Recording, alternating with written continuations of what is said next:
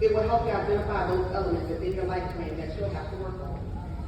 Chapter 2, opportunities to learn, grow, and change. Now is the time to soak in all that life is going to bring. It's the time to truly learn about yourself and how things that you've seen or experienced have influenced your thinking, feelings, emotions, and actions. Integrate the good parts of the old you into the new you as you become the person you set out to be. Take advantage of all the learning opportunities that this life has to offer. Whatever your next step is, embrace the culture and embrace the differences among the many different people you will have the opportunity to meet and learn from. Chapter 3, opportunities to contribute. How are you contributing to society? What have you learned from society? How are you being a productive citizen and making a positive impact on the world around you? Whether it's volunteering locally, supporting causes you believe in, or simply spreading kindness, each of us has the power to create positive change all around us. By getting involved in your community, supporting charitable organizations, and fostering empathy and compassion, we can collectively work towards building a better world for all. Chapter 4, interests and hobbies. Make time to enjoy life. Life isn't just about fulfilling obligations. It's also about finding joy and fulfilling the things we love to do. I've watched many of you partake in many extracurricular activities. For example, someone has gone from cheer practice to band to work as a manager to practicing a stage play for an outside organization to still volunteering in church and other community organizations. That's just one example, but there are so many more. Don't let graduation be the finish line for you exploring your interests and hobbies.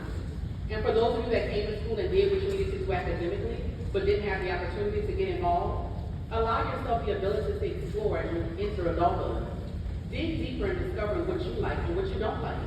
Your passion lies within, but you won't know until you take the first step in being open and exploring it.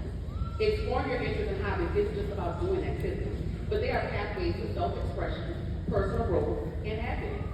Our hobbies offer us moments of escape, opportunities to learn, and chances to recharge.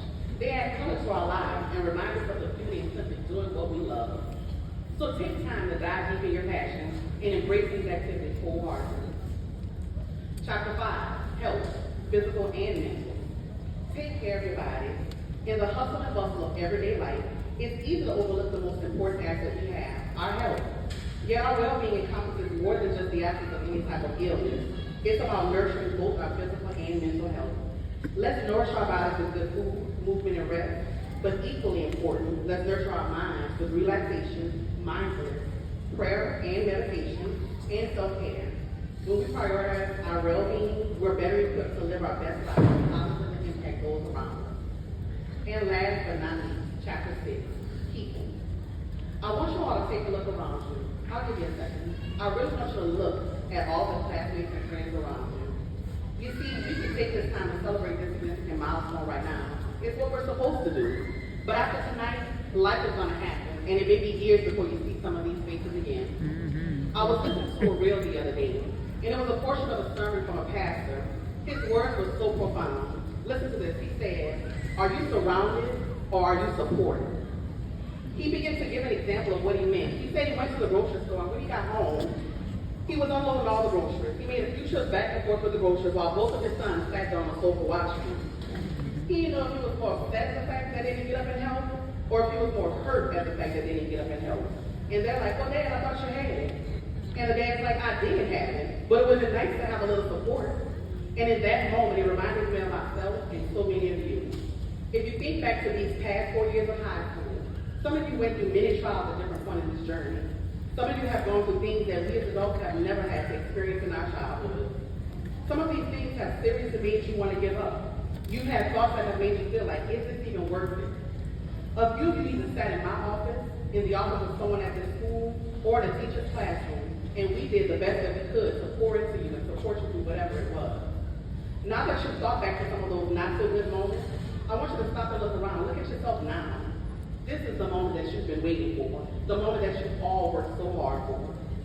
What I want you to think about is the fact that in those moments, you had a lot of people surrounding you. Some of the people surrounding you may have been the reason for some of your downfalls. But at some point, you also had some people there supporting you. You had someone there to help lift you up. You had someone there to help steer you in the right direction. Some of you may be thinking, I'm independent, I don't need anyone. I can do whatever on my own. And guess what? You'll be right.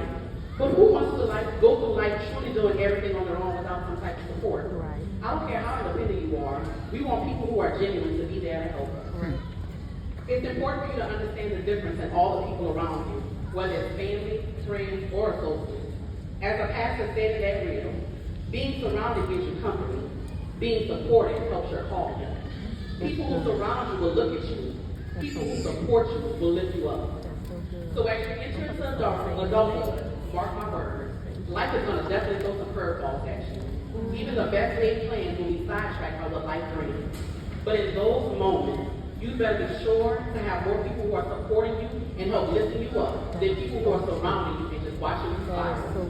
No matter what the situation, you got to get up and you got to keep pushing. I say this all year long on my morning announcements. We have goals to reach. And even though we feel like giving up many times, you have got to keep going. You already have it in you. You were the class where as freshman students, school was shut down due to COVID. You came back to sophomore year and our entire school was damaged by the hurricane. So we had something to do in that terrible time. You came back your junior year to our modular campus and you made the best of our new environment. You came back your senior year dedicated to making sure it was a memorable year. So you already have what it takes to persevere. Keep that with you as life happens. You've got this. We believe in you. Now remember, today is the first day of the rest of your life. Now what are you going to do with this? Will you be surrounded or will you be supported?